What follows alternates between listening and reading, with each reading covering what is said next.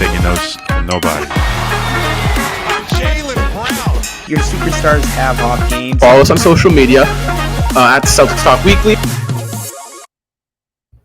How's it going, everyone? And welcome into another episode of the Celtics Talk Weekly. I am your host, Rob Eitan, and I am joined with my two co-hosts here, Justin Lowe and Ian Angelo. And we are super excited to bring you guys another episode of Celtics Talk Weekly podcast. It's the first episode of a brand new season, the fourth season of this podcast. We're super excited to get started here. But before I get started, I'm going to say a couple things. I always say this.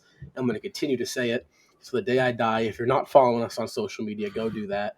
We all post a lot of fun stuff, a lot of interactive topics, kind of like what we do here on the podcast, but you can join in on the conversation. So go do that. Link in bio for everything. And if you're looking to start a podcast, maybe we've inspired you, or maybe you got the idea to talk some basketball with your friends, or really talk about anything with your friends, use Buzzsprout. Buzzsprout is a podcast directory that allows you to upload your podcast files to all the big name directories, such as Apple Podcasts, Google Podcasts, Spotify, and so many more. We use Buzzsprout here, and we love them. On your second paid invoice, if you use the link in our bio, you get a $25 Amazon gift card.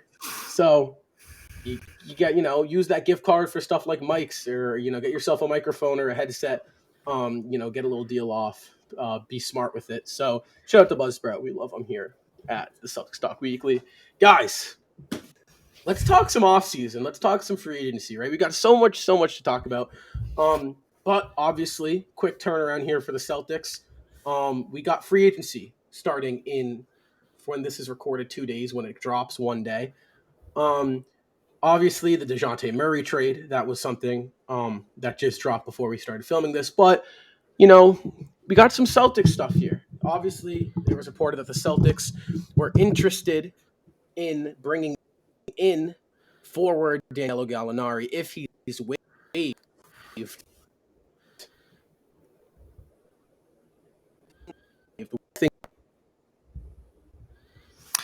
Gallinari, great shooter, maybe Celtic killer, maybe grab him just because he destroys us every game he plays us.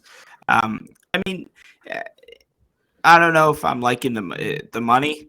I'm also not liking his defense. I'm also not liking him showing up during playoff time. But with our budget, I don't know how many players that show up during playoff time we can get. As terms of shooting, I think we go back and look at the playoff run, and even in the 4 losses to Golden State, the problem was not the defense. The problem was definitely not the defense. It was the offense, and it was the inability to make shots. It was turning the ball over, missing free throws, missing 3-pointers. That's what the Celtics really need to improve on, is their shooting.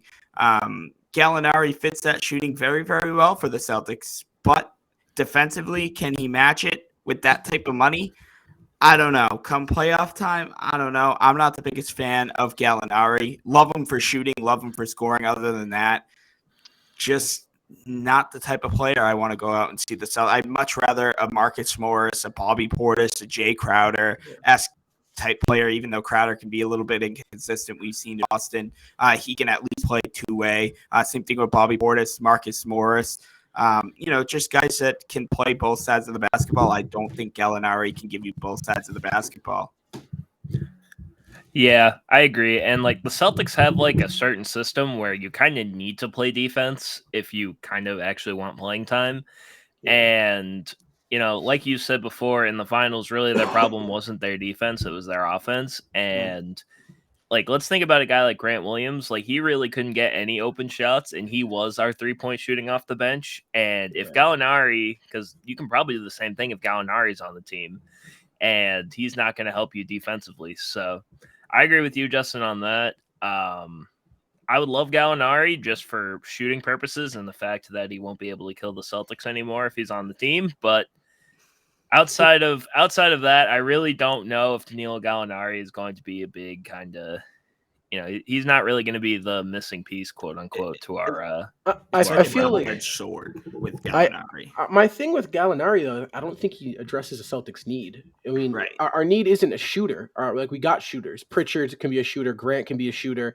And obviously we're working on Hauser and Neesmith this offseason. We got two great shooters that we're trying to develop into something a little bit bigger. Our need is more of a shot creator. We don't really have that.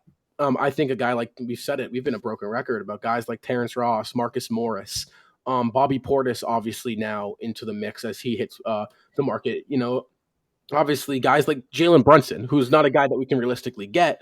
But those types of guys. So I don't think Gallinari I think it's anything. The only reason I could see us getting him is maybe you dump Tice, open up some salary cap, and run Gallinari instead of Tice, and have Gallinari be that stretch four that plays 10 minutes every other night. So Instead of, I just think there's better options. And I know you're not yeah, saying that there's not better options, but I just yeah, think there's so many better options. And I know it's yeah. like we're three guys sitting here like thinking we can be GMs and stuff. That's not at all what we're trying to do. All we're trying to say is like there's better options than Gallinari is. Gallinari is expected to be bought out or waived by the San Antonio Spurs. Boston interested in picking him up. I get it. His shooting is definitely appealing for sure. There's no question about it. Great veteran, experienced player. But at the same time, I'd take Jay Crowder. I'd take Bobby Portis. I'd take, who was another name? Marcus Morris, I would take. There's a lot of guys I would take. I believe Joe Ingles. Isn't Joe Ingles a free agent? Yeah, but I think but he's coming off a torn ACL. ACL. And I don't know. You know who I would take? Kyle Anderson. Kyle Anderson's another He's a one. free agent. Is TJ Warren a free agent? I don't know if we could work out a deal with him. Yeah, he's a free agent. I mean, the things that are the possibilities are endless, really. But when it comes to Gallinari, like I said, it's a double-edged sword. You love the shooting and scoring he presents you on a night-to-night basis, but at the same time, if he's scoring a three and letting up 5 down the other end, a 3 and a layup, then what does that get you? That's not the type of performance I really need. And then we've seen it in Atlanta, we've seen it in Denver. When it comes playoff time, we saw it in LA. He couldn't play. He could not play. He cracked in the moment. He might have had a couple good games here and there, no doubt about it. But when it comes to fitting Boston's system, like you said, Rob, he doesn't necessarily fit it. He doesn't fit our needs. Our needs are a shot creator, and he's not a shot creator. He was at some point of his career, but he's not that really anymore. Like I said, though, if we could sign him to a minimum deal, I wouldn't hate it because at the end of the day, right. I think he's a good regular season guy where you can kind of fit him into the rotation every other night, depending matchups and who you're playing, and if you need a spark, you can do something like that. I wouldn't mind dumping Daniel Tice and picking up Gallinari.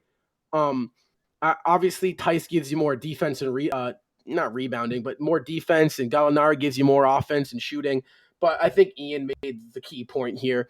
Gallinari's offensively is not going to give you anything really else that Grant Williams isn't giving you, and defensively, Grant Williams is out there contributing every single night.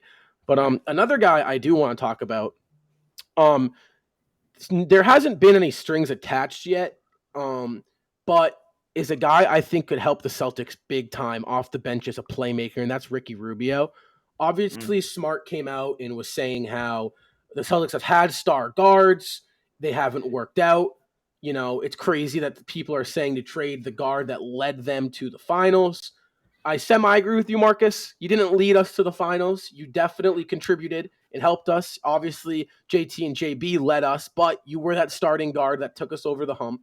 So give you flowers there. However, Marcus Smart, my problem with you is that half the time you want to be a playmaker and a passer, and half the time you want to be a scorer and shot creator. So you have to pick. And I think that if you're not going to pick, then that's a downfall. And a guy that you can play for 25 minutes off the bench and have Smart be a shot creator, a spot up shooter for a little bit, take some pressure off of Smart, is Ricky Rubio. I think Ricky Rubio is a guy that obviously is coming off a torn ACL. You don't know what his timetable is like next season, but if he needs a contract just to, one, you want some income, two, he'll be ready at the midseason and he wants some, financial stability, I think Boston should throw a deal at him. Did I see that Patty Mills? I don't want to Yes. completely And debunk Patty your Mills. Ricky Patty Mills. Rubio. That was Patty our Mills- next topic. That was our next topic. Yeah, and I mean, I don't want to debunk at all Ricky Rubio, like your point on him, but like since we're in the kind of topic of point guards here, and looking like Patty Mills, not opting into his deal in Brooklyn, that's huge. He's now a free agent. He was actually. If you guys remember last offseason, the Celtics were interested in him, and last second he went to Brooklyn. We ended up getting Dennis Schroeder on that team-friendly $5.6 million deal, $5.9 million deal, whatever. But I think this could be Celtics should really take a look at Patty Mills. Great veteran championship experience. But coming from Popovich, just like Derek White, just like Ime Udoka and a couple other coaching staffs. I don't know. I think Patty Mills would be another good name to look at. Obviously, I'm a big Rondo fan, so I definitely wouldn't mind Rondo finding his way back onto the team. I don't think that's the best option, obviously, but I wouldn't hate it. But there's a lot of good point guards that don't have to be star caliber players that the Celtics can get.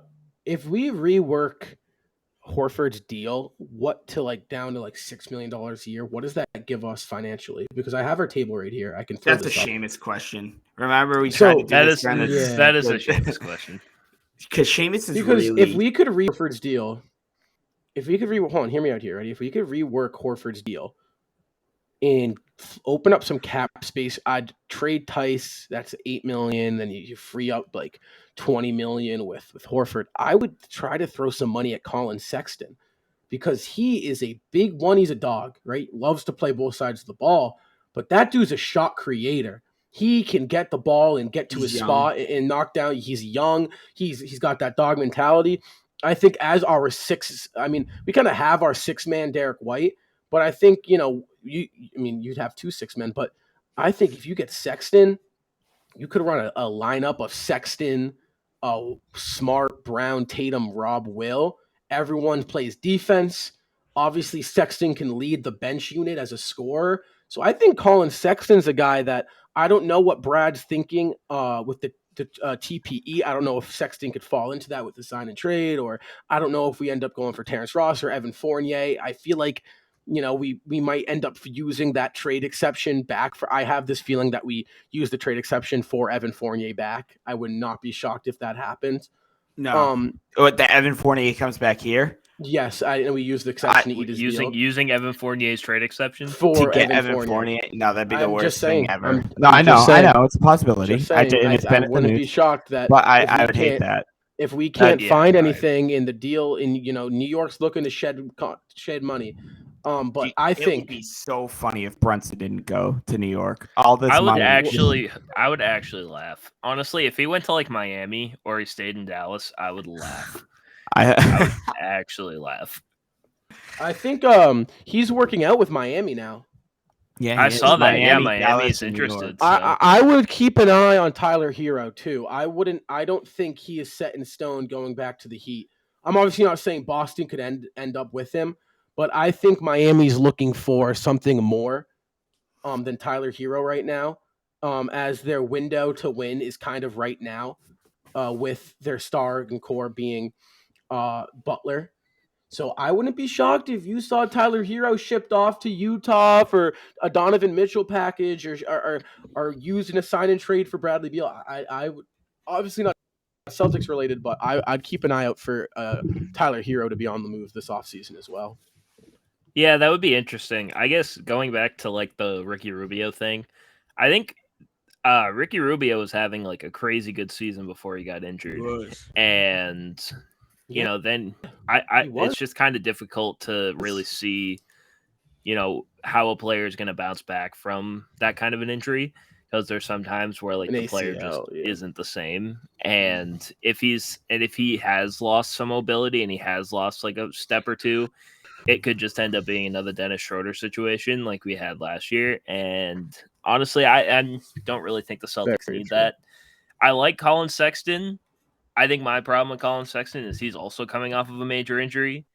And I know he has a dog in him, but like he really didn't, in my opinion, he didn't show enough like offensively to me like, he didn't look like he had he doesn't have a shot really. Like he can shoot pretty okay, but like he's not like a 3-point shooter. He's kind of just like Marcus Smart light. He plays good defense. He's not the best shooter, but when he's hot, he can hit shots. But I don't know. I don't know how I feel about Sexton either. I think I wouldn't mind Patty Mills, although I don't even know how Patty Mills is going to do, honestly. Although he had a great year last year shooting the ball. So I think every time we played him too. Exactly. I think if I wanted a guard that's on the free agent market right now, I would try to go after Gary Harris. And I think my thing with Gary Harris is we've seen in the past that he was one of like the best 3-and-D guards in the NBA at one time. And after he got hurt, he kind of just like lost it. I feel like Ime Udoka can find it in him. And I think Gary Harris could be a legit contributor if the Celtics had him. Yeah. To be fair, he played in Orlando, so like that. True.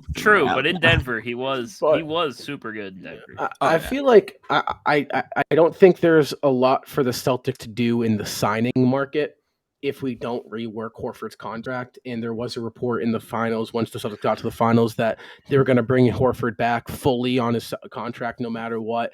And there was a report that was circling about a week ago saying that the Celtics are going to try to rework his deal to a 1 to 2 year team-friendly deal. Obviously, Horford hasn't opted in or out of his contract yet. It will determine if he opts in. Then obviously we're going to be paying him his full money. But if he opts out, we will rework his deal. I really hope he opts out. If I'm Al, I'm thinking to myself, listen, I've given all I've got in terms of money. I've gotten all the money I can. I've gotten the max offers. I've gotten this and that. If I win a ring, I'm a potential Hall of Famer. So I'm praying, Al, if you're listening to me, please take a little bit of a pay cut. I know it's a lot of money, and if I was in that situation, it's tough to turn down. But you would be putting the Celtics at such an advantage if we can rework your contract and free up about $20 million. But I do think we're looking into the free agency market when we should be looking at the trade market. Unfortunately, still have a mid-level we can offer. Maybe it's a guy like a Dennis Schroeder situation where a guy that's supposed to get signed and some good money doesn't sign and falls to us. But like I said, for trading-wise, Marcus Morris, Terrence Ross, I would say Evan Fournier, but I don't really want to take on his deal. I'd say guys like Bogdanovich, Kevin Huerter,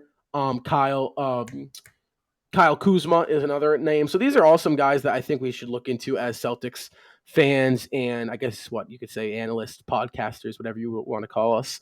But guys, we got some Celtics basketball coming up here. We got C's basketball Justin's in about 2 favorite weeks. time of the year. Yeah, I feel like Justin gets more excited over Summer League than he does like the actual regular season. Summer League basketball is my favorite. I love nothing more than some Summer League ball.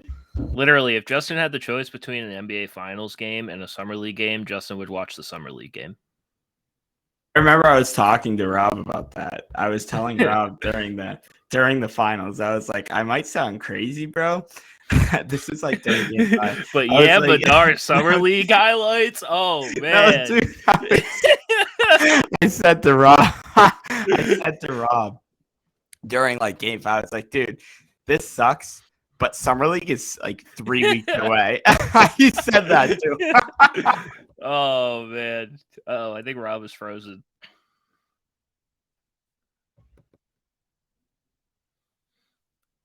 All right. Well, anyway, we were talking about the Celtics Summer League. Rob froze. What's up with that? Yeah. Anyway, we were talking about Celtics Summer League, and there we go. I don't know what. Rob, didn't I tell you that? Wasn't I during the finals? Wasn't I like, bro? Summer League's only 2 weeks away. Like, yeah, he texted me. Game 6 of the finals was tomorrow, the next day, and I look at my phone, and it's a text from Justin. He's like, "Yo." Like some hype news. NBA Summer League starts at July 10th. And I remember thinking to myself, like, shut up. I don't care. The Celtics are about to play in a game 6 of the NBA Finals. I got a text from Justin. I was like, yo, Summer League, though. I'm like, bro. Yeah, Like, Madar? come on. Is he coming back over? Yo, but like, yeah, Madar. Are we gonna see Juwan Morgan masterclass in Vegas this year? Like, I was like, no way you just texted me. I love me Summer League basketball, bro. I was like, he's got a thing for Summer League. Hey. But in all seriousness, so like you make it to the NBA Finals, like in all seriousness, that's a quick turnaround for the guys at the end of the bench, like guys like Hauser and Pritchard and Nesmith and all them. Like that's a quick turnaround. Well, so that's another thing. Nesmith has reported to most likely be playing in the Summer League. Yes, which is actually some big news because regardless of what you think of Summer League, Nesmith is a guy where he's teetering on the edge of being able to be a rotational piece and being a guy that just doesn't play at all. It's out of the rotation. He's just kind of like right on the line and he can't pick a side. And it obviously he's going into his third year. Grant was in a very similar situation, had a very poor second year. Grant played more his second year. Obviously, the Celtics weren't as good as in his Grant second year as Nesmith's second year. But, a lot of people have wanted Nesmith to have the Grant Williams type offseason where you're in the gym shooting nonstop. But they, decided to not keep Nesmith in Boston and send him out to Vegas. What do you guys think of that?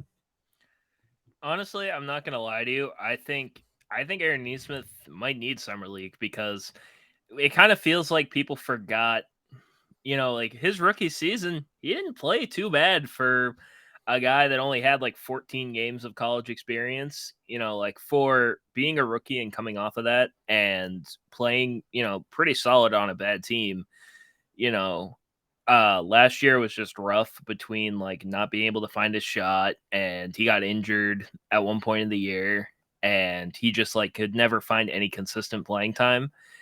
I feel like the Summer League will do wonders for him personally so he can actually show what he can do.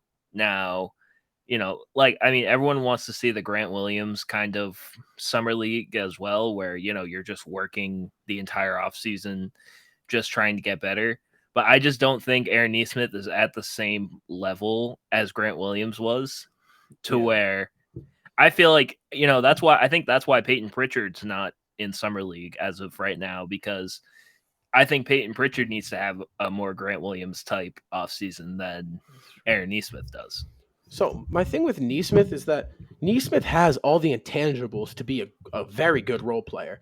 I think, his ceiling, in my opinion, there's no reason why Nesmith cannot impact the basketball game just the same as Max Strus does.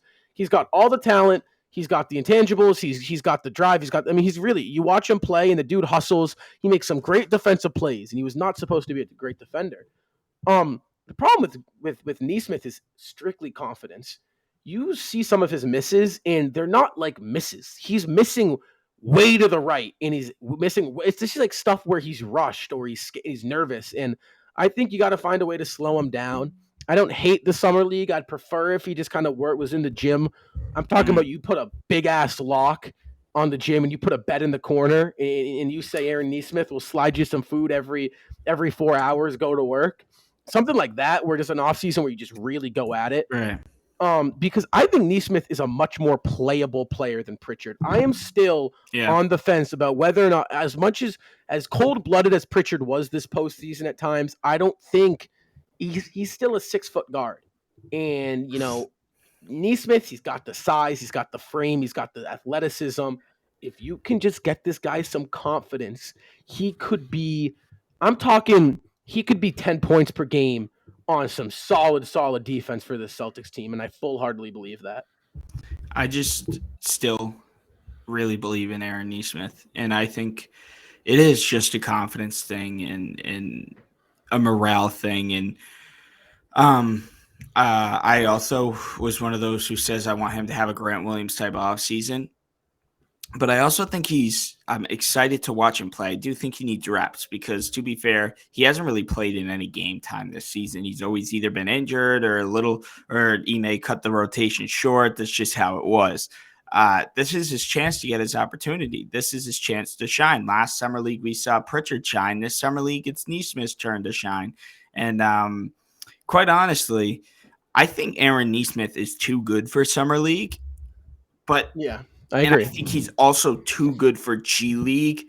But I also, with his, if he could build confidence and not let his own game get to his head, he could be a serious rotational player for the Celtics. This is just sitting.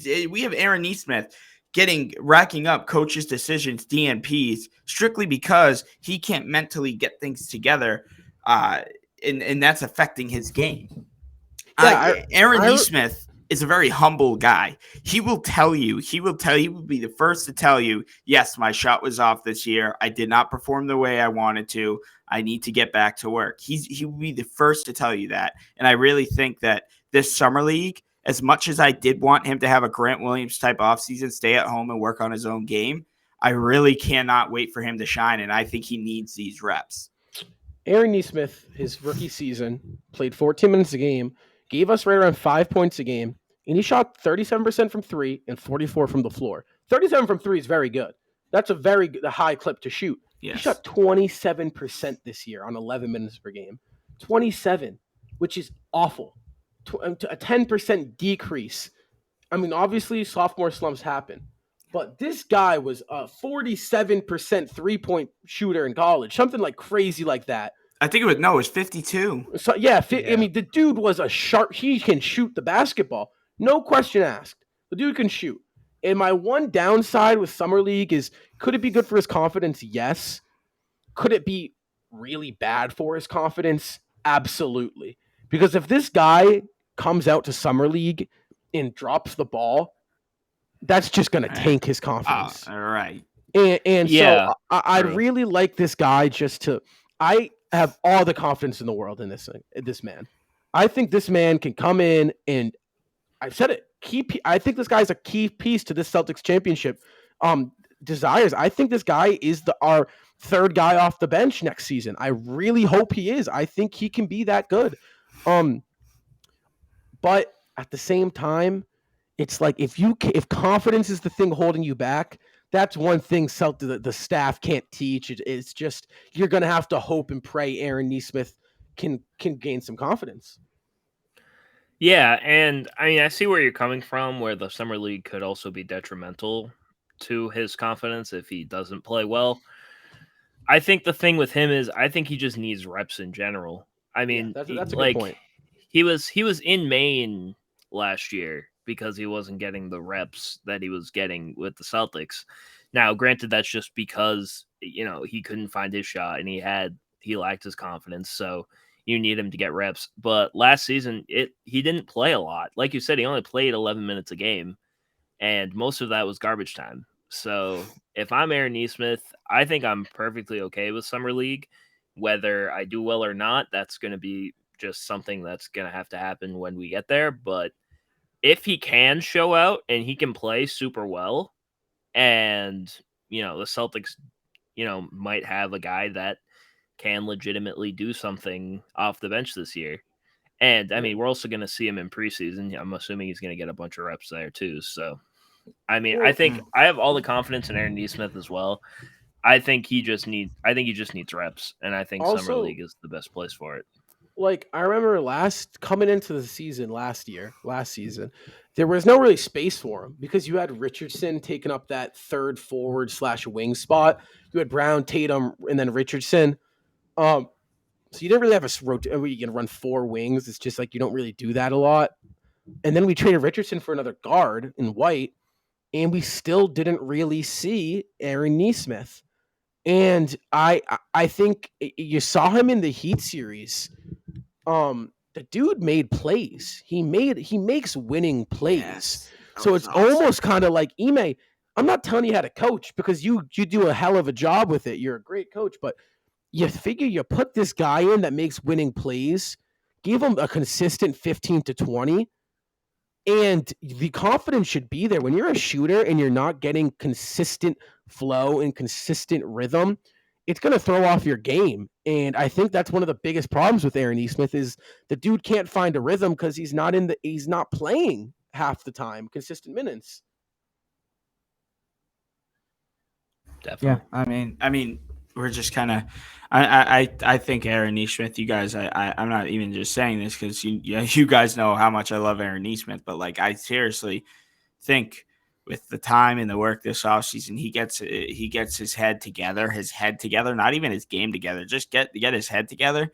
He could seriously be one of the key guys off the bench. Like you said, Rob, he could even slot to that seventh, eighth man off the bench for the Celtics. I mean, this is a great opportunity for Nesmith, and I think he knows what the opportunity presents him. And like I said, the spotlight's going to be on Aaron Nesmith this summer league. I get we have JD Davison coming in. I get we have Sam Hauser, and I get maybe Luke Cornett gets some minutes. As I understand, we have those Matt guys Ryan. to focus on. Matt Ryan. I get we have those guys to focus on as well.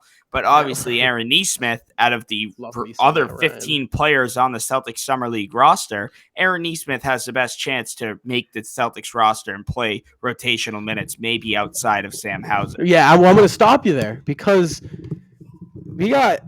So I'm so excited for the Summer League this season, and I usually never am. I'm gonna let you guys in a little secret here. I dreaded Summer League last year. I hate recording Summer League content because it's like it's like a tease. It's like, nah, I want the real thing. I want the, But this year, you weren't excited for our Summer League Finals run, Rob? Oh, I mean, but this year I'm actually pumped because my boy Sam Hauser is going to be starting for the Summer League Celtics, and I have invested so much stock into this man. I think he can be such a sharpshooter, and I really hope he works out because he's a guy that you can.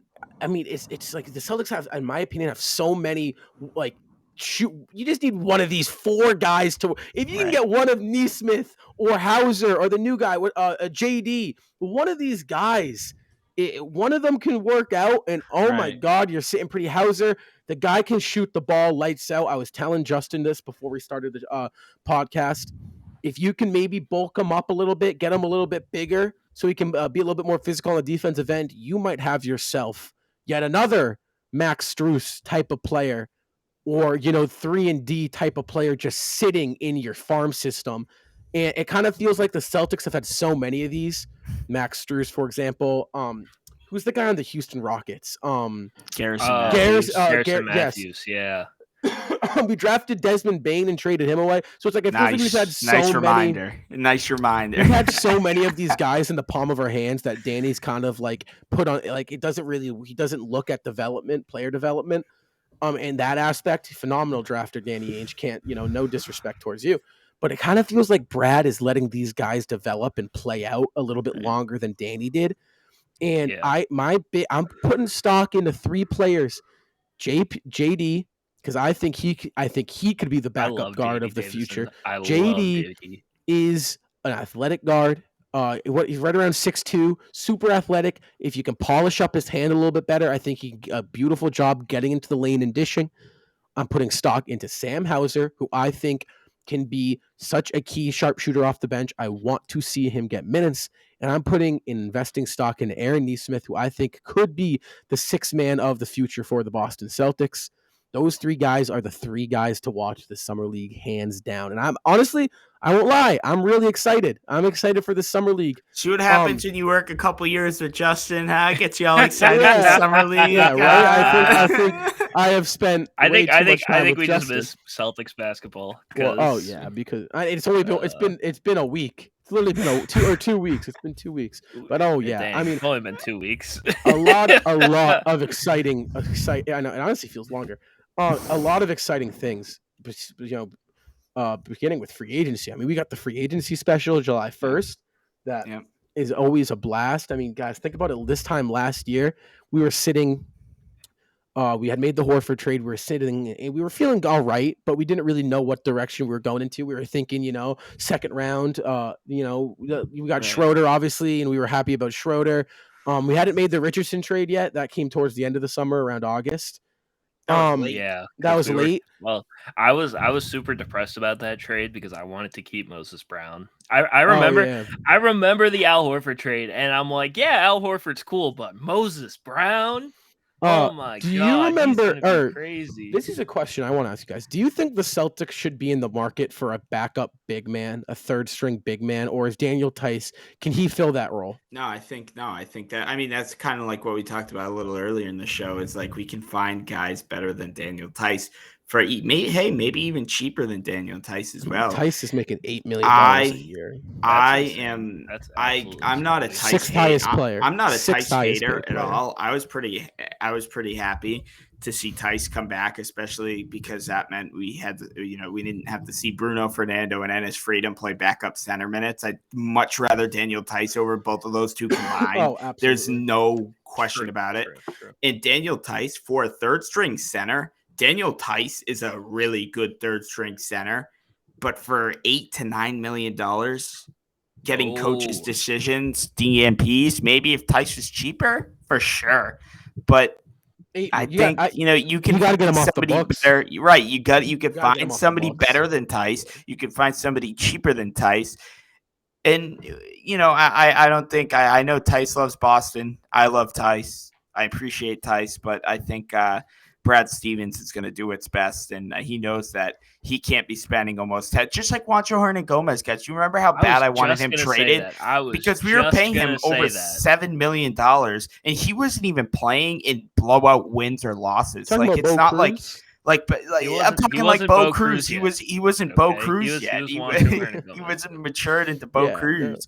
But like in all seriousness, like what happened? Brad Stevens realized that. He's like, we're paying $7 million for this guy to ride pine. Get out, scram. That's what he's gonna do with Tice. Love Mo Bamba, but again, I just don't think that's a realistic guy we can go out and get. I think Serge Ibaka.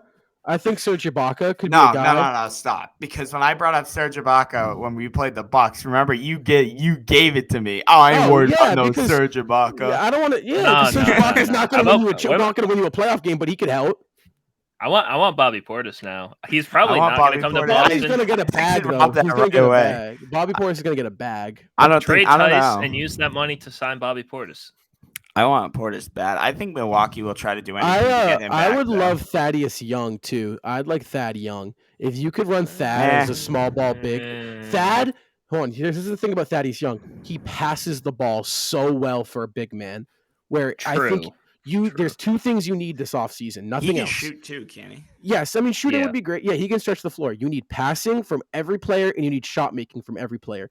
You can't do any more of this just defense to stuff, right? I love the defense, but let's turn some of these shot creators and these playmakers into defenders, and let's just stop throwing a bunch of defensive athletic guys on the court together, which is kind of what we've been doing. I think Thad, vet guy, you bring him off the bench, I think he can kind of slow the game down. He can back to the basket, find cutters, find shooters. I think Thad Young could be great. TJ Warren, another guy. If you can get the price is right, I would sign TJ Warren. Patty Mills, another one. Avery Bradley. Hey, I'd bring Avery Bradley in. Not gonna lie to you. I think having Marcus Morris, if we can get him back, I think we had Marcus Morris a little too early in the Jays development. If we had Marcus Morris now, when Tatum and Brown now, and he was playing like he was playing back in like the 2018, 2017, like. If we had Marcus Morris now, the Celtics would be crazy. Yeah, I would love to have Marcus Morris back. Disrespect Marcus Morris. Like they don't realize how for real. Marcus Morris is a dog. Some breaking news, I guess you could say, is that Dante DiVincenzo didn't get his qualifying offer extended, so he's going to hit the market. And DiVincenzo, maybe that's what I was thinking of. Is a guy who I would also really like to get my hands on. Also, I saw a report today, actually. The Celtics are interested in maybe making a trade for Lonnie Walker from the Spurs. Obviously, San Antonio's kind of flipping their timetable. They're kind of just dumping whatever they have for picks right now. So I'd give up a first-round pick for a guy like Lonnie Walker. Doing like an OKC type route. Yeah, they're just trying. I mean, they're trying to. They're starting their rebuild now. Plot twist: Jay Rich gets traded back to Boston. That's I would love that. Josh Richardson is something I think we could have really used in the finals because, then again, he's not a 15-point per game player, 20-point per game player. Right? He averages right around 10, but the great thing about that 10 points is when it needs to be 20, he can get you 20. And he can get you 20. Like, do you remember? Who was it against? I want to say it was against the Knicks. He dropped the like Knicks. 20. 28. He had like I think, 27 or 28. Yeah. Where you're like, this is what you need. A guy where a game in December against the Knicks where he can go in and get you 20 to 25 points. And we don't really have a lot of that. Pritchard can get you 10 to 15 at times. Grant can get you 10 to 15, but they're not getting their own shots. They're getting shots from the Jays. You need someone to make the Jays' job easier. You need a guy that can get Jays shots like Ricky Rubio. You need a guy that can get his own shots like Terrence Ross. And if the Celtics do that, I don't think there's a shot any team can take this team down in the East next year. Maybe the Bucks, obviously. And, Brooklyn, we don't know what direction they're going in, whether Kyrie's actually staying or he opted in to be traded easier, or if Ben Simmons is ever going to touch the court. So, there's so much to get into with Brooklyn. Touch grass. If Ben Simmons... So the Celtics officially have 4 free agents this summer, according to Keith Smith. Sam Hauser, who's a restricted free agent, but they're probably going to re-sign him. Luke Cornett, Matt Ryan, who are both unrestricted, and Broderick Thomas, who is also a restricted free agent. I would love to bring back Matt Ryan and Luke Cornett on 2-way deals. Cornett is just the hype man. Have you seen that guy just I love hype? Cornett. I would. Is Broderick? No, that's Malik. I love Malik Fitz because he's always standing up on the bench. Can I say something about Malik Fitz, please? Yeah, go for it. I'm excited for him to play Summer League. I think he's going to be so much fun to watch. I think he could take on a Javonte Green type Ooh. role. I think that he's very athletic. He's very fast. He's good defensively. He's maybe a little bit bigger body than Javonte Green. He could shoot the 3. I forget what play it was, but it really opened my eyes. I think it was against the Grizzlies, and he had this insane dunk. He started at the 3-point line, and boom, just a burst of speed to the basket. Completely lost his defender. I cannot wait to see Malik Fitz play in the Summer League, and I really do think that maybe not a rotational player, but he could definitely, I wouldn't be surprised if he did take a Javonte Green type jump from playing no minutes to some minutes to, hey, maybe if somebody's out, maybe Chicago he jumps balling. in the starting lineup. No, I'm serious. I would really like to see Malik Fitz, and I'd also like to see Ian's boy Matt Ryan get a 2-way deal with the Celtics again. I think that he was great in Maine, loved the Celtics. I mean, the Celtics really turned his life around. I'm sure the NBA did in general, but he went from doing construction work at a cemetery to all of a sudden playing in the NBA. And he was knocking down some big shots in Maine, wasn't he? And he was. I went to a Maine Celtics game, and Matt Ryan had 37 or 40. Yeah, and I think he hit a 3. I think didn't he hit a full court shot, but it was after the whistle or something like that? Yeah, he hit one right after a whistle, and he hit a full court shot, and the entire place went absolutely insane. I'm not gonna lie to you. I don't think I'm always gonna root for Matt Ryan just because of what I saw in Maine, because legitimately, he was Maine's only source of offense the entire game, and every shot he took looked like it was going in. It was absolutely insane. Yeah. So this got a bunch of guys between Summer League and free agency. They got some guys that could potentially help them in the right direction here. Obviously, we have our core, but we're looking to add. That's the key thing this summer is we're not looking to redirect. We're just adding to the direction we're on. Yeah. I mean, I've seen we're going to finish up the podcast here, but one thing I've seen, this guy's want to trade Marcus Smart and Al Horford for Beal or Jaylen Brown for Kevin Durant. It's stop it. Stop being stupid, guys. That is just not DeJounte would be great. Sure. If we could trade Peyton Pritchard and a first-round pick for DeJounte Murray, hell yeah, I'd take that. But it's not realistic.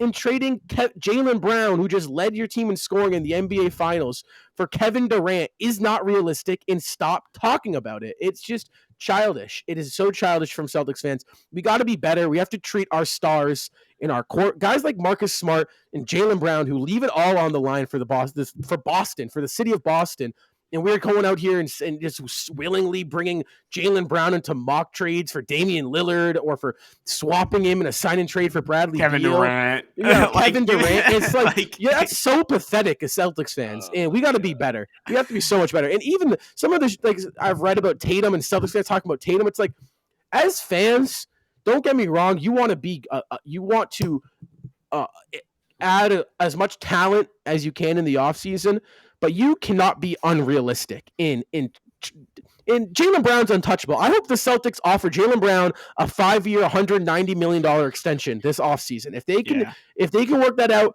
I want Jaylen Brown fully extended. And I think we had to address the Jaylen Brown slander. I don't know whether or not that liked tweet was real or if he meant anything by it. I honest to God think the media would dig in. It's offseason. They're looking for stuff to post. But come on, Celtics Nation, we got to be better. We can't be having our star player feeling disrespected by any regard, especially with a guy who just put everything he had on the line in the NBA Finals for us. I mean, come on. Right. Yeah, you know what's crazy is that like for years, at least me and I know a few other Celtics fans, for a year we were just saying, give Jaylen Brown and Jason Tatum the team. Let them lead the team. Let them, be the leaders and the number 1 and 2 options. And now that they are the number 1 and 2 options and they've made the finals, all anyone wants to do is talk about getting rid of one of them. Like, I don't get it. Like, we had Kyrie, we had Gordon Hayward, it didn't work. We had Kemba Walker, it didn't work. I want Hayward back so bad. And guess what? We gave the 2 guys that we thought were the future the keys to the franchise, and look, we made the NBA. Yeah, it's the same people saying to trade Brown and Tatum. It's the exact same people. They're not like I've never understood that. Why would we trade Brown and Tatum? Jason Tatum said it best. If Brown and Tatum were on Sacramento, they would be, giving them both still be Sacramento contracts. I mean, they would literally own Sacramento if those 2 were on Sacramento right now. I just don't understand why anyone would want to trade Jaylen Brown or Jason Tatum when your team just made the finals. I don't get Hayward, it, bro. Tatum said it best. The grass is not always greener on the other side. When you have 2 elite wing scorers and defenders who are 25 and 24, you're not going to get many players. There's not many players out there who are better than these guys. And as Celtics fans, we got to realize that. We got to realize we were just 2 wins away from the NBA Finals. It took a Steph Curry and Steve Kerr dynasty to take us down. It took a dynasty to beat us. And Draymond, I mean, yeah, sure, you can say that too. It took a dynasty to defeat us, and that's that. But this concludes. Celtics are linked to TJ Warren. Look at that! I said that. Said that. We are one more podcast episode away from Summer League. We're 10 days away from Summer League. 10 days, July 9th, 5:30 p.m. against the Miami Heat in Eastern Conference Finals rematch. Where is that report that you saw Celtics are linked to TJ? Oh, Seamus posted it. Okay. So it was talking about Gallinari and how the Celtics would be interested in Gallinari, but the same report said that they were also in on TJ Warren. Yeah, I would like TJ Warren. But, oh my gosh, and PJ Tucker. I don't want. I thought Philly had PJ Tucker. No, it says Gallinari is also expected to draw interest from Miami should they lose. Oh, never mind. Should they lose PJ Tucker? I still think PJ Tucker would be better than Tice on this team. Oh yeah, obviously. But next episode on the podcast, we will kind of have some new guys on the roster. I'd assume some trades might go down. Go check out our free agency special. It's right. It's on our YouTube. We go live essentially all day. We go live. Free agency opens up at 1, right? Yeah, but I have work. No, it's like, isn't it? Oh, I don't know, but I'll be at work. We'll have maybe later if you guys go on, or maybe even like the afternoon. What did Seamus and I do? Remember, it was like a 3-hour show. That was the trade deadline. That was the trade deadline. That was trade deadline. We were exhausted after last summer. We did a free agency special. So yes, we did. We'll get one going. We'll figure it out the times. Yeah. So look forward to that. Go follow us on social media. Like I said, though, Celtics got some stuff. Some pieces to add onto the championship run that we hope to go on next year. It has been Well, no, sorry, not to cut you. No, I you're said good. we'll probably dive into JD Davison's game a lot, probably next podcast, right? We'll probably talk about his game a little bit. Yeah. Oh, Yeah, for sure. so I mean, the thing is there's so much. It's just totally. the There's a lot turnaround going. from when you finish finals, the turnaround for free agency, trades, summer league draft. There's just so much to address. Wild. And we're trying to keep it all in an episode where you guys actually can listen to it all, and it's not an hour and a half where you only listen to half of it. Right. So, JD, don't worry. We're not missing out on anything. You'll get as much content as possible. Coming from us, podcast every Tuesday. Is JD Davidson the next John Morant? One of my coworkers told me that he has the potential to be the next John Morant. Well, Ian's coworker is. You're gonna have to check out the next episode. We're gonna have to talk about. Maybe we'll bring him on. Let him talk about it a little bit. You never know. So, go follow us on all the social medias, guys. Thank you so much for listening in. We will all catch you on the next episode, and go Celtics.